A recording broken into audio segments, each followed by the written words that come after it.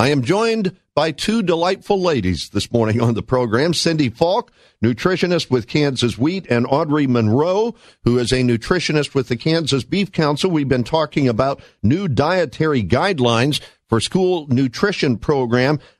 Audrey, clarify something. This is mandatory for the school lunch program right now. And it's there are also guidelines, recommendations for the breakfast program, but they don't become mandatory, I believe, until next year, right? That's correct, Kelly. There was a kind of a phased rollout period because some of these changes are pretty drastic for those folks who are running the individual school food service operations. So there has been a kind of a phased rollout period for some of the bigger changes. So the new school breakfast program requirements will go into effect next school year, so school year 2013-14. All right. By the way, and we'll go back to the recommendations for high schoolers. Minimum of 5 cups of fruit a week. Good luck on that. Minimum of 5 cups of vegetables and a minimum of 5 cups of fluid milk. The dairy industry is treated fairly, very fairly in this.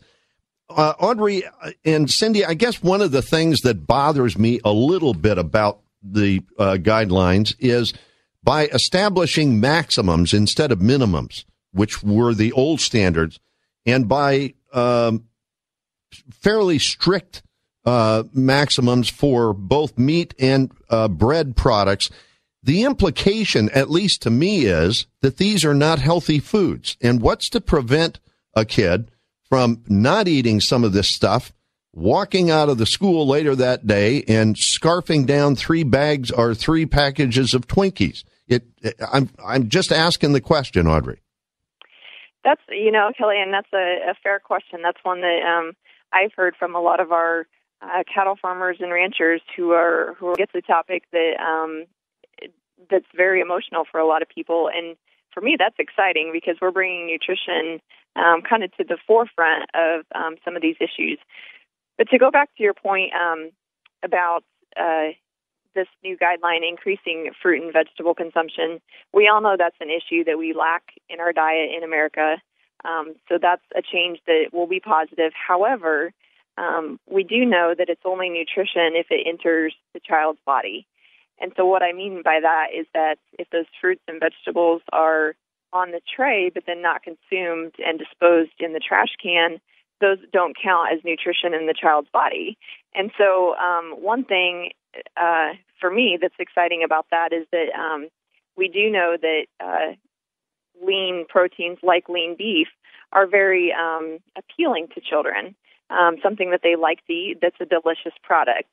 And so if we can find a way to pair those fruits and vegetables with our delicious product, it can actually help be a solution to this problem and help get those fruits and vegetables in those kids. Yeah, and parents play a key role here because, the kids like things that they eat at home generally, and if the parents don't eat a lot of fruits and vegetables, the kid probably is the same way. Cindy, am I correct?